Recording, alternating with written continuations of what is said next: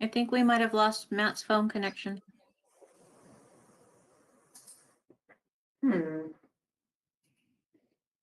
Matt, can you hear us?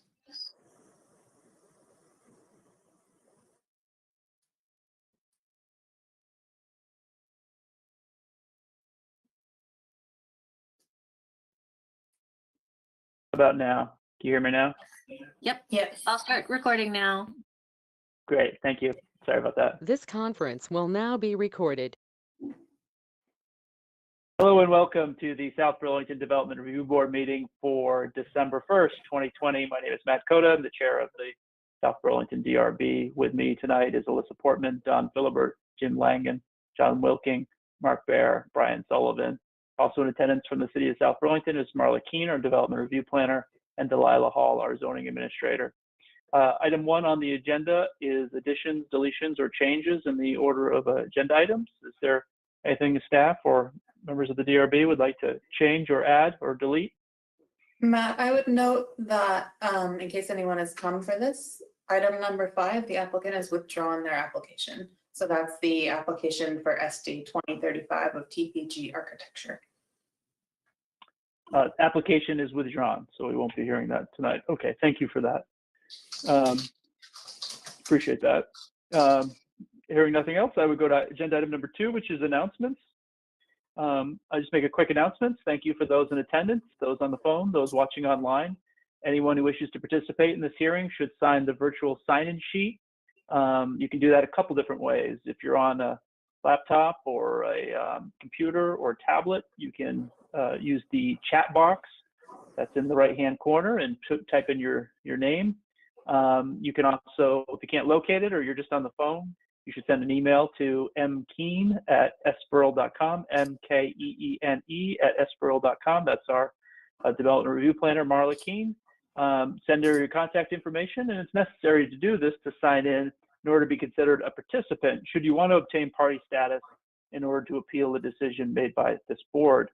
Similar to when we meet in person, the public will have an opportunity to comment on any agenda item, either over the phone or through the GoToMeeting application using the chat box or the audio video function. You can also always submit comments in writing and send them to Marla Keene as well, and they'll get out to the rest of the board where we'll have a chance to read them. So are there any other announcements from staff or the board members? Yes, Matt, I'd like to make an announcement. This is Marla. Sure, go ahead. Go ahead, Marla. So in the interest of sharing good news where good news is available, last night the city held a joint committee meeting to review the next phase of the O'Brien development. This is the phase that was considered in sketch plan application SD 2010 and predominantly included the, east side of Old Farm Road, 100 acres of residential, mixed residential commercial, and mixed industrial commercial zoning. Committees in attendance included the Natural Resources and Conservation Committee, the Recreation and Parks Committee, Bike Ped Committee, and the Energy Committee. So the committees received a presentation from the applicant, asked a bunch of really great questions, really took advantage of their areas of expertise. They're going to review the project in more detail at their upcoming individual meetings, provide feedback to the applicant, and then they'll also be providing feedback to the board at the time that the board reviews the application coming up in the next couple of months. That's great. Thank you for letting us know, Marla. It's excellent that all of our volunteer committees are engaged and working in a time where we have to be socially distant from each other. So thanks for that, Marla. It's great to hear. Are there any other announcements? Hearing none, I would go to agenda item 3, which is comments and questions from the public, any of the agenda items tonight. If you do have a public comment, now is your chance to make it. You can do it a couple different ways. One is by entering your name in the chat box and letting us know that you have a public comment, or simply saying your name out loud, and I will take them in the order that I hear them, and you'll each get 3 minutes to speak. So are there any comments from the public? Please say your name or write in the chat box. I'm going to check the chat box right now. And I don't see anyone that wants to make a public comment, just some people signing in the virtual sign-in sheet. That's great. And not hearing anyone that wants to make a public comment, then I would go ahead to agenda item number 4. Agenda item number 4 is continued in preliminary final plat application continued preliminary and final plat application SD 2037 of 99 Swift Street Associates LLC to create a planned unit development of 2 lots at 99 Swift Street and 105 Swift Street and construct a 3-story, 6,800 square foot, 20-unit mixed rate residential building and associated site improvements on the lot at 105 Swift Street. Who is here for the applicant? I am Dave Marshall. Hi, Dave. How are you? Doing well, Duncan. thank you. Anyone else with you, Dave? We have Bob Duncan, Hey, Bob. Hi, Steve Matt. Terrio, Dan Morrissey, Sorry, I saw Ann Morrissey. Who was the one in between before Ann? Steve Terrio, Hi, Steve. and is Sam with us tonight, Bob? Yep, I'm here. There we are. I see you now. Sam Beal. Oh, and Cynthia Knopf is here too. Oh, my fault. Yep. Yep. Okay. Now, I think all of you have been sworn in before tonight, but I'm not 100% sure. Is anyone making their first appearance on this for the applicant? I don't think so. No. Okay. So you're all sworn in, and we'll continue. So as we left it, Dave, we talked about some trees and landscaping, water, and entrances. So you've had a chance to look at the packet, and I understand there's some supplemental materials. Where do you want to start? Oh, well, we'll Matt, just, could I ask that we, sorry, can I ask that we start with the entrance just because Holly is here for that? Yes. Yes. Thank you. My mistake. Yes. Let's start with the entrance because we want to be cognizant of our hardworking city staff, and she might have some thoughts that we'd like to hear at the beginning. So, okay. So describe the entrance just to catch us up to speed, Dave. What we're dealing with in terms of the 2 entrances and the applicant's proposal, and we can discuss some of the choices that we have to make. very good. So Delilah, if I can gain your assistance, starting in the northwest corner of the property, just off of Swiss Street is the existing curb cut off of Farrell Park Road, we'll call it. And that particular entrance has been there for about 30 years now.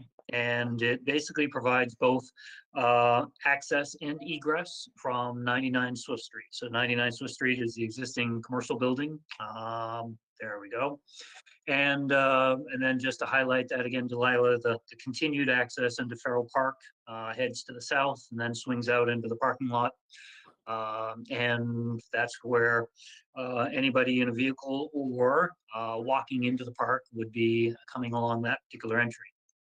So in this particular case, this particular project creates the opportunity to better control access out onto Swiss Street under today's conditions. If we go back to the existing entry, unfortunately, this plan doesn't extend far enough to the left or to the west, but just off the sheet is the Farrell Drive Swiss Street intersection. And if we've all been through there during AM and PM peaks, we know that that particular area does queue up fairly well. And with regard to anybody egressing the 99 Swiss Street property, it's been through either luck or the goodwill of somebody that's in queue at certain times of the day to be able to easily or to get out of the property. And in this particular case, access into the property typically has not been an issue. But with this particular project, the proposal to create a new curb cut kind of in the middle of the 2 properties, the left or west side being the commercial property and the right side or east side being for the multifamily residential. In this particular case, what it does is basically gives people the opportunity to enter Swiss Street further away from the Farrell Drive intersection. So we thought that was very beneficial to at least minimize conflicts during queuing periods. The traffic report indicated that this was a preferred egress location, and thought we were doing pretty well there. Now the applicant did follow the guidance of the traffic study in which it was recommended that the existing curb cut out onto Farrell Park Drive be converted from two-way into one-way in only. And what this would do was basically preclude people from creating the conflict or the delayed access out into Swift Street from that historical curb cut. So that being the background, that's what the applicant has shown. The last time we had this discussion, the point was made that for one of the things the applicant did early on was actually meet with the fire marshal, and the guidance from the fire marshal at that time was that they preferred and wanted to keep that particular existing curb cut to improve circulation and access to the property under emergency situations. So we followed that guidance. That's the same information we shared with the board previously, which had been reviewed by Terry Francis as far as being an accurate representation of the meeting. So we proceeded in good faith with that particular aspect and have received some pushback with regard to that particular approach. Things that were identified in the most recent staff report indicated that further discussions with fire chief, or I'm not sure if it's fire marshal or the fire chief, but nonetheless, the fire chief, as identified in the staff report, did indicate that one option would be to perhaps neck down that particular existing curb cut so that it would create less temptation for humans to actually break the rules and go through the signage that indicates that it's a do not exit access way. So things that we are willing to do is actually to create a mountable curb in the northern half of that access so that the natural way of somebody wanting to leave here would require that they go over a mountable curb to get out to Swift Street. Well, we're talking about filling all of that in. What we're interested in doing is just filling in the north half with a mountable curb and still allowing access in, because we haven't heard any evidence yet that the access into the property is problematic.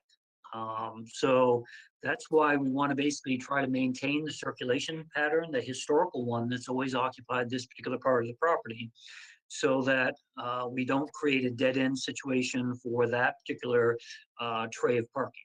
So at this point in time, we're comfortable with that. It's more than we originally thought we would end up having to do, but with where we thought we were after the last meeting and with additional comments from staff, we feel that, well, actually, that particular, as it's being drawn right now, we'd actually move that to the north side of that that opening. So if you can pick that up and move it to the north, then that would work great. So what we're trying to do here is Dave? create an obstruction. Yes. I'm sorry, I'm just, a mountable curb, is that like a speed table? Yeah, it's going to be probably that's something more that it's going to be a 2 or 3 inch vertical rise. It really is up to the fire chief. We've worked with them in the past on other mountable areas, and they kind of want to limit how high these particular bumps are to minimize the damage on their equipment. But at the same time, we also want to make sure it's high enough to basically create a pretty good speed bump for people to say, I'm not going that way. I'm just going to go the easy way, which is out to the middle curb cut to Swift Street. Okay, thank you for clarifying. So what you're saying is your suggestion is to put that in, but to dissuade people from going in or out of that existing entrance. No, actually, it's just out. So we Just still out? want to carry forward, yes, the traffic consultant's recommendation that in order to maintain good circulation on the property, that we still have one-way access in.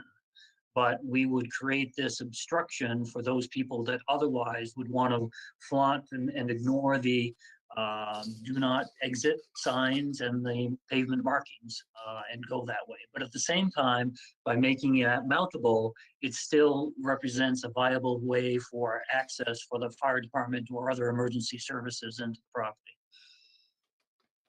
Okay, So let's put a pin in that right now. And Holly, are you there? Can you hear me?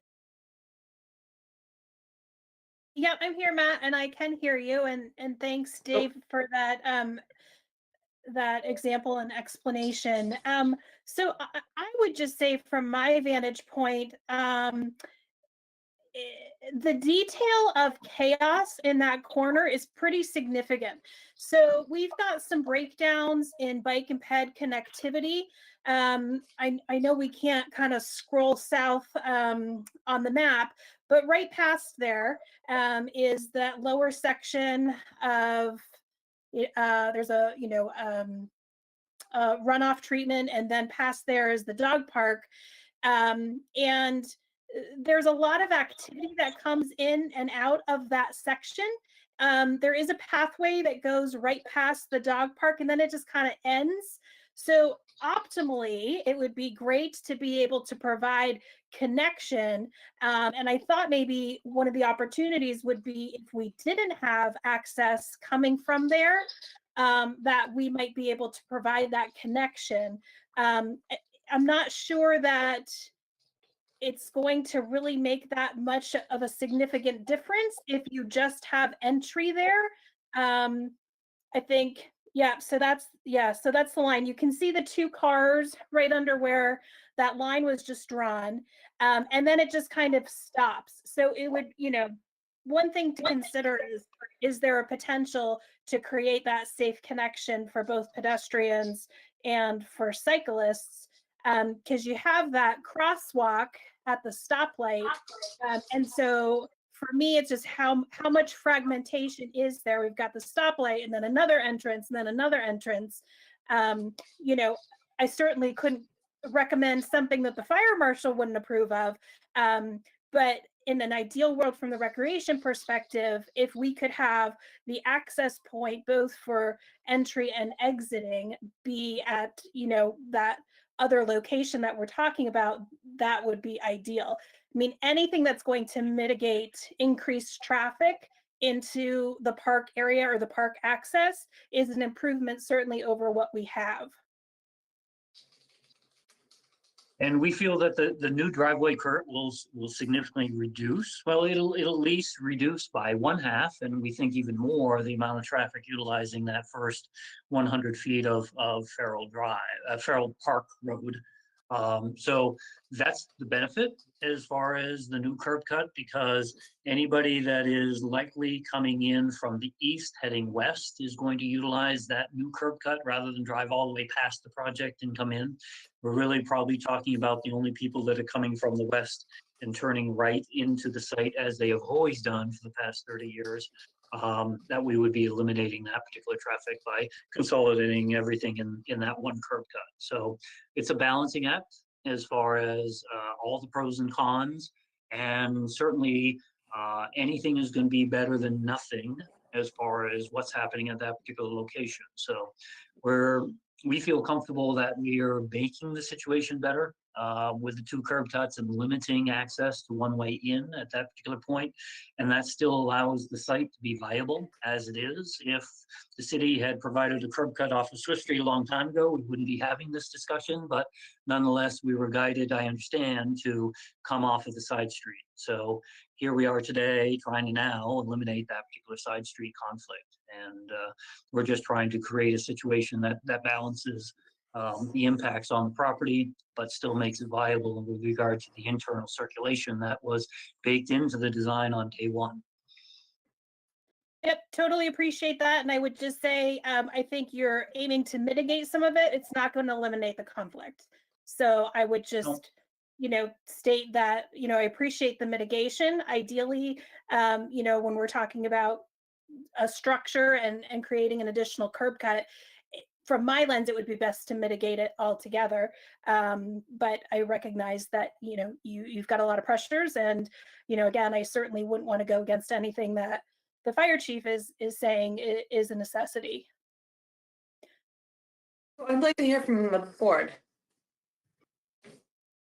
So can I ask a question, Holly? You described the two cars there. What is the concern now with the driveway now? Is that people are turning in and it's people going in there by accident, or they're trying to turn into the office and then they're ending up in the park. Is that what's happening? So I would say we've got a couple things happening, Matt. I think you've got people that are trying to make a connection to get into the expansive recreation path that would go where those two cars are, really down into the, Szymanski Park or up to Overlook. There's great connectivity in there. So it's really a connection point. So there are a lot of bikes that come in, on both sides of Swift Street. And then we also have pedestrians. With the limiting of required parking for businesses, what we also have is a lot of people parking in Farrell Park and walking over to access businesses in that, I call it the Klingers kiosk, but Klingers and Rev and those kind of things. So there's a lot of activity. There's a lot of pedestrian traffic. There's a lot of bike traffic. And then there's a lot of motor vehicle traffic, especially in the summertime, anytime there's Little League, it's packed in there, and there is a lot of coming and going. And we could get information from, the Bike and Ped Committee in terms of kind of either accidents or near misses at that corner, because I know they have that data, but I guess that would be my concern. So if there was an opportunity to mitigate that risk, that would be ideal. So Holly, if quick I question. understand it, go ahead, Dave. Oh, I'm sorry, Matt, my fault.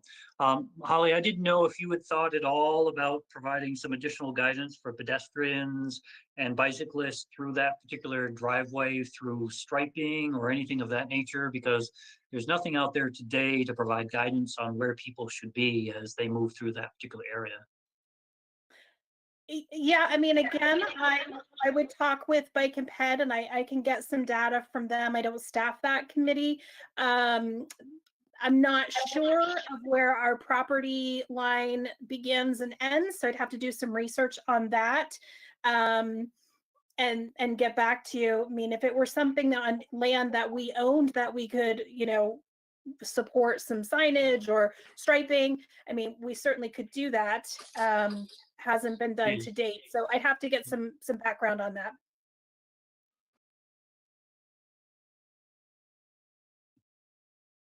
Okay. Board, what do you think? Well, I think the way that we've set it up is to say we still don't know the answer, or do we know the answer, Marla, about whether or not a fire truck can turn around using that new curb cut, if that was the only way they could get in and out.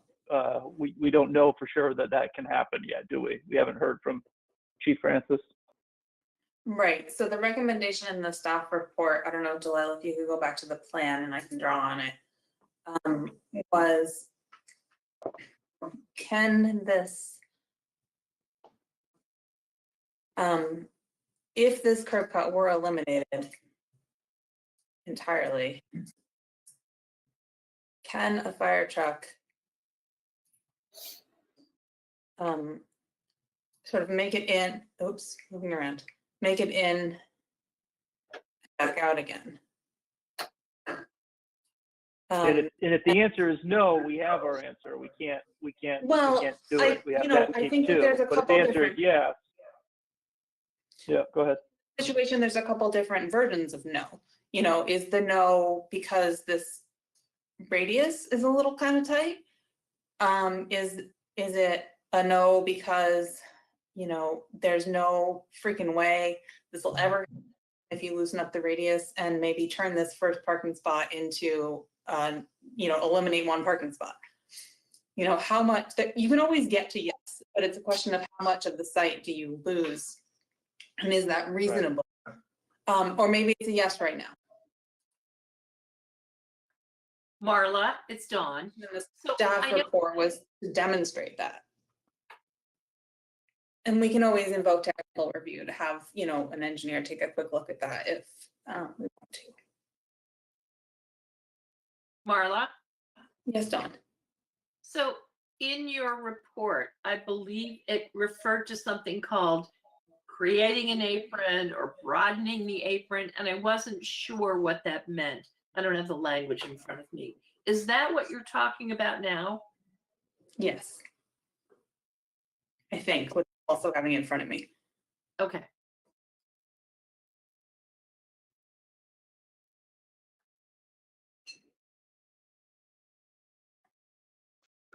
Well, it's John.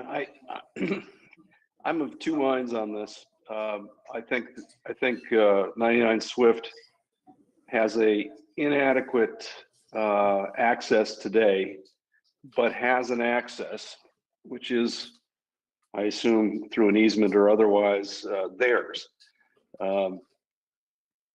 If it hadn't been 99 Swift who was walking up to the street, up to this next parcel, we would be cutting a new street entrance anyway. If it wasn't Dan Morrissey and Steve Terrio and company, Dave would be saying, we need an entrance. And the building might shrink a little bit, but housing and affordable housing is something that I want more of in the city. I do not have a problem with both entrances theoretically, though I could certainly see Holly's point on it being easier for the city if we close off that far entrance, that westerly entrance. So I'm of two minds. I tend to lean more towards allowing both. Yeah. Okay. Thank you for that, John. Mark, Jim, Melissa? Yeah, Matt, can I weigh in? Go ahead, Mark. All right.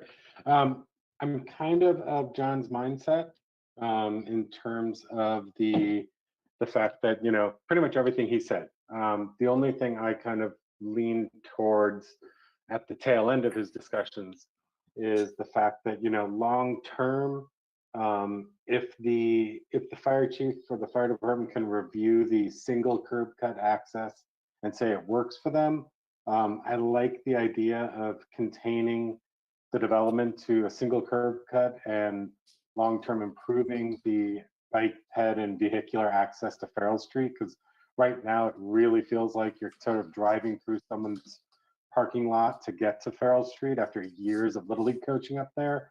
And I'd love to see long-term that get improved. And I think right now, as John said, if this is anyone besides, 99 coming in, we wouldn't even be having this discussion, but because we are, but the thing is, we are. So we have an opportunity and we should look at it and discuss it. And so I'm kind of leaning towards, if the fire department and fire chief says they can make it work with the single access, I'm leaning towards closing it for long-term city improvements and containing these two developments to a single curb cut. Okay. Thank you, Mark. Brian, Jim, Melissa, Don? I totally agree with what Mark just said. And this is Dawn. I agree. And I certainly agree with what John said about we need housing, affordable housing, accessible housing in this community. Melissa? Jim? I'm pretty much in agreement with Mark as well. I think I would prefer to see only the one curb cut to access. Yeah, this is Jim. I don't feel particularly strongly that I think the one way is an improvement, and I'm not sure how much added benefit there's going to be. I agree this intersection needs, or this driveway or entryway to Farrell Park needs some attention. I'm not sure how much help. I think it needs help besides closing off this entrance. I'm not. I don't feel strongly that closing this off is necessarily the solution. Okay, thank you, Jim. I'd like an answer to the question whether or not a fire truck can turn around given the current configuration. With parking in place. with parking in place, not moving anything existing. You know, Marla talked about the different versions, and no, I'm not interested in moving the building. I'm not interested in losing parking that is necessary to keep that office complex a viable entity. But I am interested in knowing if it is possible to get a fire truck in there and get it out given the current configuration.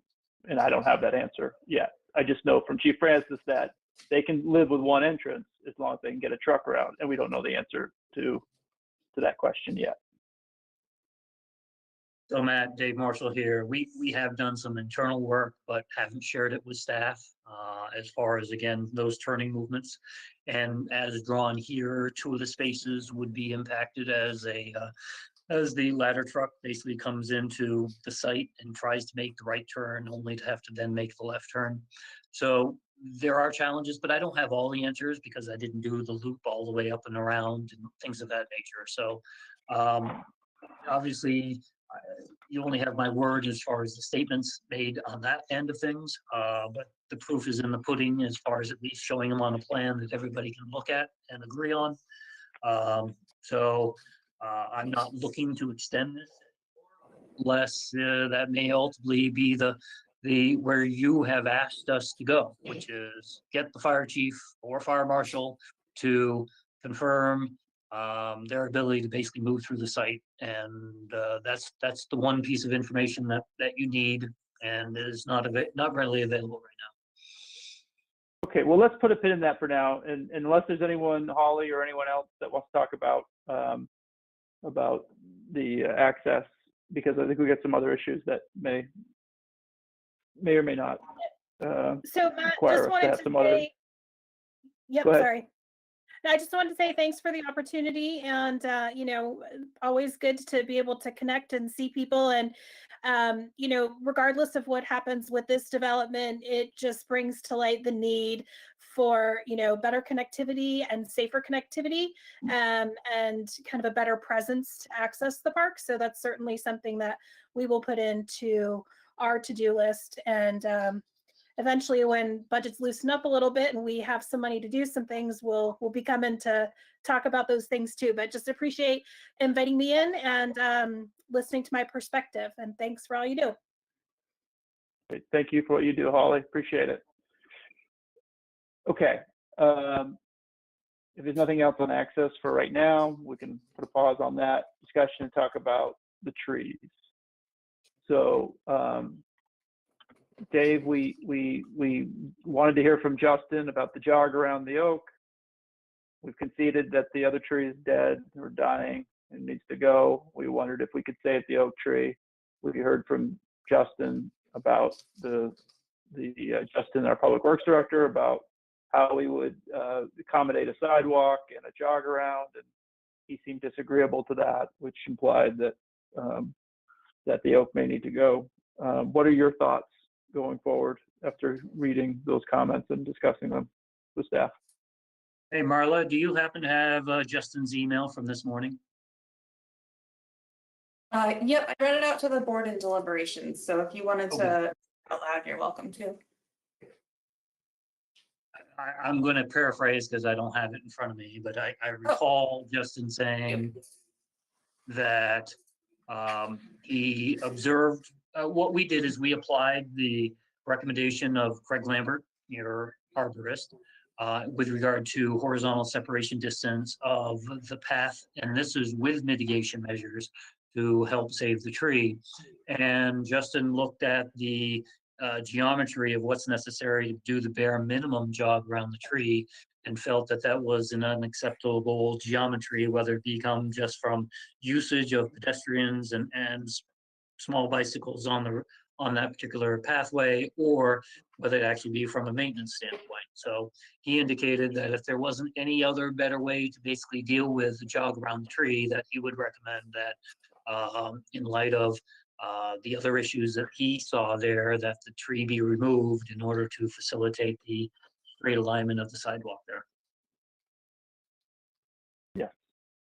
Yeah, so that's kind of where we're at. I mean, we obviously we like to save as many beautiful trees as we can, but we also don't want to make it unsafe and or cause some burden on our public works team.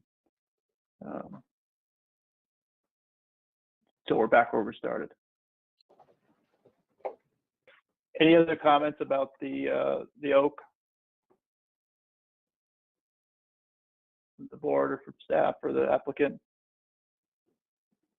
If not, then now we can talk about landscaping and what's the plan to meet your landscaping budget. Dave, you want to talk about that? So in this particular case, what is that issue that prevents the numbers from adding up to the required minimum landscaping budget of $31,380 is the applicant's original request to include the wooden fence along the east side of the property, and also the inclusion of the perennials that are part of the overall landscaping plan. So things that we had mentioned at the last meeting was that there were a lot of existing trees that are being retained, and it would be nice to get a little bit of credit there. The other thing is the applicant was asked to determine the cost of the improvements for the grilling area, the patio, and basically the walls that shape that area, the short retaining walls. And the Steve Terrio from Wright Morrissey has put together those particular numbers, hasn't provided it to anybody other than perhaps narrative now. But Steve, can you fill in the blanks with regard to at least what your findings were there? Yeah, for the pavers at the grilling area, I have a budget of $4,400, and the retaining wall that supports that area for the grilling of $3,600. So 3,600 and 4,400, you say? So Yeah. the math comes up to 8,000 on that particular area. Yes. Okay. So I guess in regards to just doing the quick math between trees and shrubs, coupled with the 8,000, then that puts the total landscaping proposed budget $34,000 without taking credit for any of the retention of the existing tree, except for the oak, of course. So Marla, is that all spelled out? The numbers They, you just heard are brand new. I would remind the board that we don't count the full value of those kind of features. We count the value compared to, standard.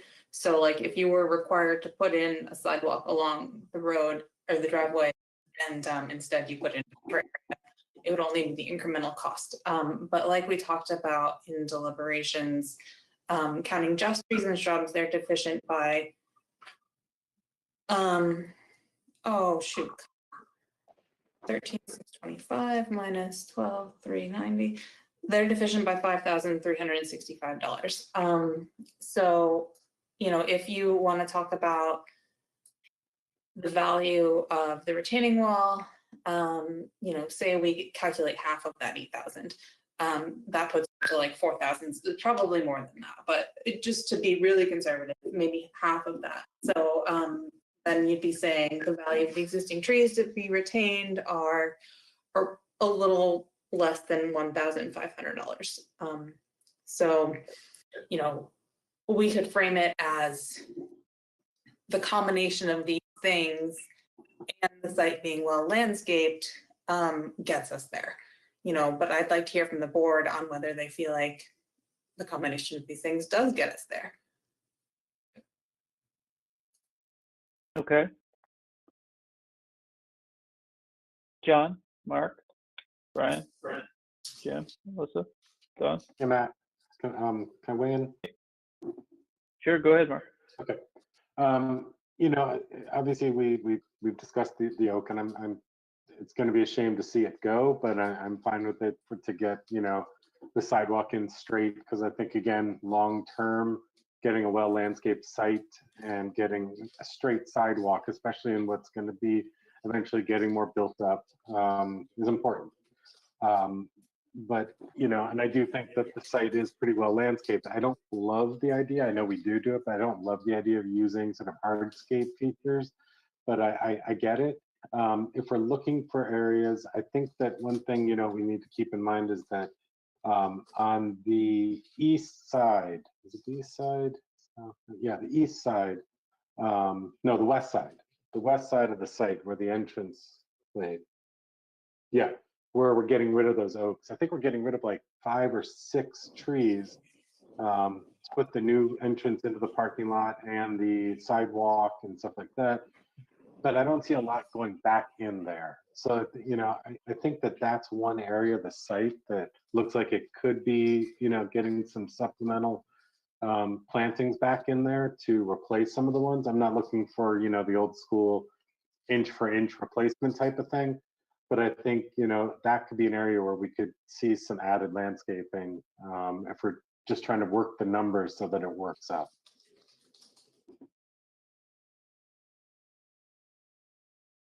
Okay. Anyone else? Thanks, Mark. Yeah, it's John. I think Mark's right. There is some ability on that western flank. I hesitate over landscaping apartment buildings, particularly with larger trees. You end up with dark apartments, which is not appreciated by anybody. And I think this is pretty well landscaped. So I don't have a problem with the patio hardscape on that. I'm not sure I'd go beyond that. So there we are. Thanks, John. Anyone else? Hey, Matt, it's Bob Duncan. Could I just offer something about that? I think Cynthia can, Sure, go ahead, Bob. Talk in more detail, but if you can get back to that west side of the site plan, we are planting new trees there and we are leaving existing cedars there. So it's not going to be bare. It's a little hard to see in this drawing, but you can see that there is shrubbery and some of that is perennials, which is another point I'd like to argue later. But the existing cedars are scheduled to remain in that location. And there's other trees planted along that west boundary between the parking lot and the new building. So it's not devoid of landscape is the point I'm trying to make. Right. Thank you for that, Bob. This is Marla. At the last meeting, Cynthia testified that there would be pollinator plantings as part of the perennials. You know, I don't want to entirely discount the idea that perennials do have some value, but they do become problematic to sort of when they become part of a landscaping budget and you have to go out there and the landscaping plan says, okay, there's 50 daylilies, 1, 2, 3, you know. So some sort of compromise between those two scenarios would be really great.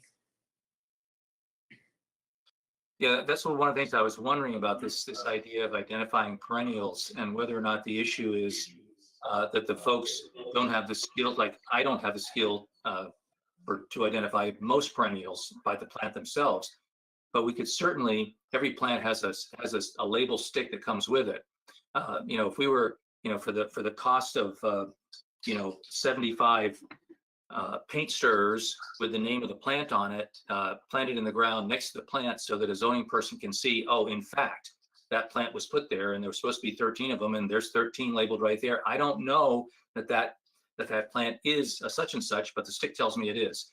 And I think that there are ways that we could do some labeling so it'd make it easier for staff.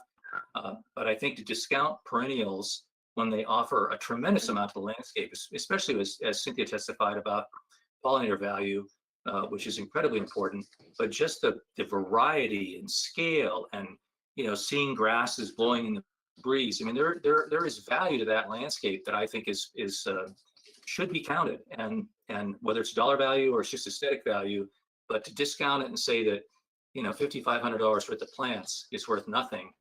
This makes no sense to me. It Just keep seems in like mind we're that all smart enough to figure that out. the exercise has to be done twice when certificate of occupancy is issued, and maybe the little labels will still be there immediately upon planting when I or my whoever comes after me goes out to inspect. But it has to be done again 3 years later when the escrow or the bond for the plantings is released. And after 3 years, those labels may not be so apparent. That's true. The Gardener Supply sells metal labels that would probably outlast all of us. So as long as someone weeding it doesn't pull the metal label out, we could do that. I think there are ways to identify plants that will have a tag on them. My wife and I planted a tremendous number of plants in the old City Hall Park 30 years ago, and we put sticks in the ground and labeled every plant, and so people could come by and see what they were. And I think it's a doable thing. And it just seems silly to me to not put value on something. And you could even make a requirement, condition of approval that, I'm going out on a limb here, but that Dan and Steve would accept, which is they'll replace perennials that don't survive. We have somebody here who has the skill set. You can see by driving by 99 Swift Street what care they take in the landscape there. I mean, it's always properly mulched. It's not over mulched. It's mowed properly. The trees and shrubs are taken care of. So these are not people who are going to just abandon it and leave it to seed into weeds. I feel very strongly that it's important to put value on this on these perennial plants, and I think there's a way to figure out if they're there or not. Thank you. Thank you, Bob. Matt? Okay. Yep. Go ahead, Brian. Yeah, so we did have another project involving the top level of the parking garage at the airport, where I think we gave credit for pollinator plants. And that was something mentioned in the last hearing. It was of interest, at least to me, and I think other board members as well. So could we hear more about the pollinators at this point? Sure. Cynthia, you or Bob, you want to talk about that? About what is being proposed here, or the importance of pollinator plants? What is being proposed here? I certainly can speak to the importance of pollinator plants. I just think in this day and age that if a landscape architect is not incorporating pollinator plants into the landscape, that in our training, we're hearing that just has to be a #1 goal for any landscape, residential, commercial, public space. So I just make that a #1 goal whenever I'm doing a planting plan. And it's not just perennials. That the shrubs I've included here are most of them are also pollinator plants because they bloom. And also they have berries that will provide food for birds. And I guess I just would like to say, follow up with what Bob Duncan had said, and that is perennials provide a great diversity of patterns and textures and colors that shrubs can do in a limited way. And I just, again, I like to include perennials in the landscape too, and help with that year-round interest and year-round color. I think it's very important. Okay, thank you for that. I do agree. I mean, in my garden, I have a lot more perennials than shrubs for exactly that reason. But I was hoping you could give some specifics about what type of pollinator plants would be used here and where they would go. Oh gosh, I don't have my plan right in front of me. But all of the plants, most of I would say all of the perennials certainly specified on the north side are all, those perennials and the shrubs are all pollinator plants. They all have blooms that attract a significant amount of bees, butterflies, from the daylilies, the hydrangea, the astilbe, the hosta blooms. They all attract an abundance of pollinators. And similarly, on the south side between the building and the parking, lots of, all the perennials proposed in there are pollinators. And I should say that most of the perennials are native as well. So in each area of the landscape, of the north side, the south side between the building and the sidewalk, up above the retaining wall, I've included pollinator plants in all of the areas.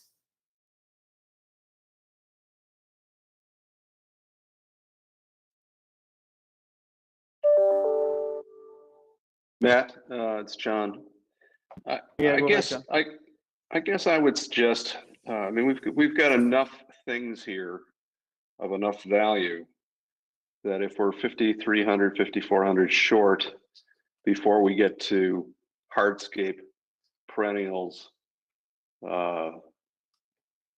this wooden privacy fence I don't agree with, but you know, I think we're there, honestly, and that's my personal opinion. Yeah, I agree with you, John. Okay. Is there anything else on landscaping? If not, stormwater. Our last meeting, Dave, there were 3 outstanding issues regarding the design of the stormwater management system. You saw what's in the staff notes. Is there a update to that, or do you want to address the staff notes directly right now? So our staff has been working with the stormwater utility, and we've created a roadmap to acceptance between the two parties in regards to how to address the concerns. So at this point in time, if you were to close the hearing tonight, would it be acceptable to a condition that indicates that the applicants to comply with all the comments from the stormwater utility? Okay. Any other questions about the stormwater issues?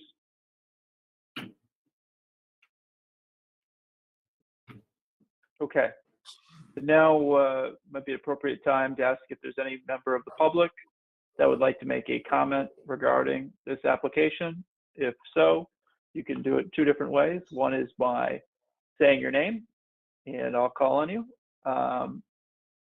Or the other is by entering your name in the chat box and just writing, "Hey, Matt, I'd like to make a public comment." So I'm going to check the chat box now. Don't see anyone writing, and I haven't heard anyone. So it doesn't appear there's any public comments about this time. Okay, so where we're at is we've got an applicant saying on the 3 issues that they're willing to agree to a condition regarding what the stormwater chief says. We've got a landscaping plan that appears to be near the finish line in terms of meeting its goals and sort of an understanding of what the board would like to see.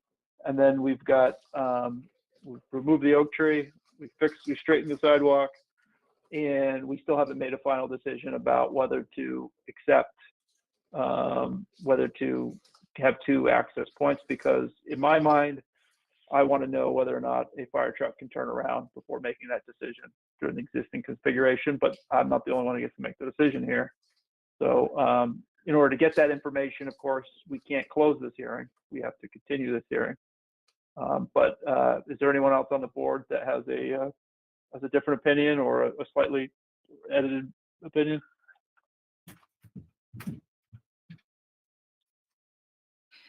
I think you're right on, Mark.